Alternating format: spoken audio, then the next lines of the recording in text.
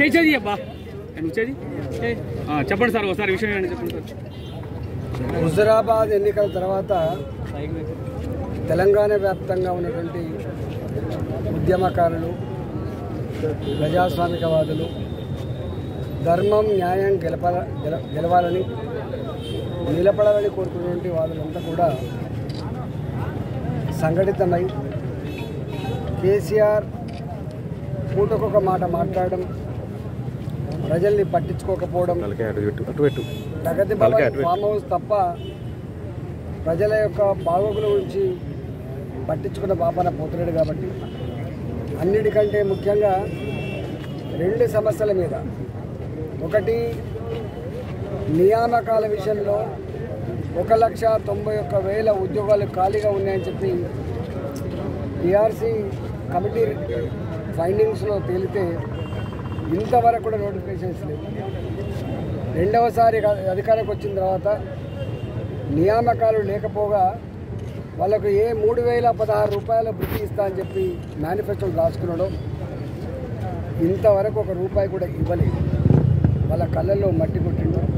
అనేక మంది నిరుద్యోగ యువకులు ఉద్యోగాలు రావని, పెళ్ళిళ్ళు కావని, ముసలి అమ్మా నాన్నకు అన్నం పెట్టలేక అర్ధాంతరంగా బావురమంటూ ఆత్మహత్య చేసుకున్న పరిస్థితి చూస్తూ ఉన్నారు.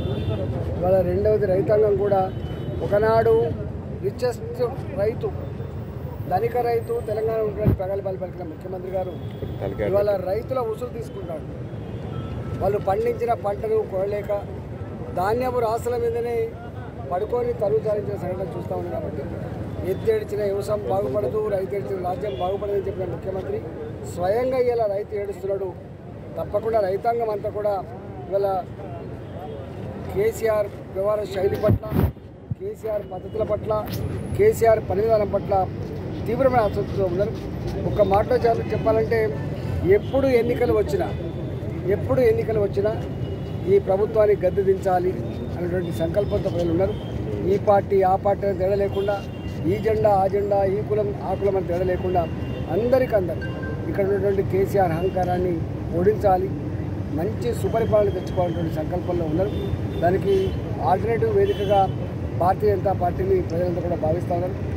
ఈ పార్టీ అయితే నిలదొక్కుంటుంది, కలబడి కెపాసిటీ ఉంటుంది, కేంద్ర ప్రభుత్వం అండ ఉంటుంది, ప్రధానమంత్రి మోడీ గారి యొక్క వారి యొక్క ఆశీర్వాదం ఉంటున్న పద్ధతిలో కూడా ప్రజలు భావిస్తూ ఉంటుంది.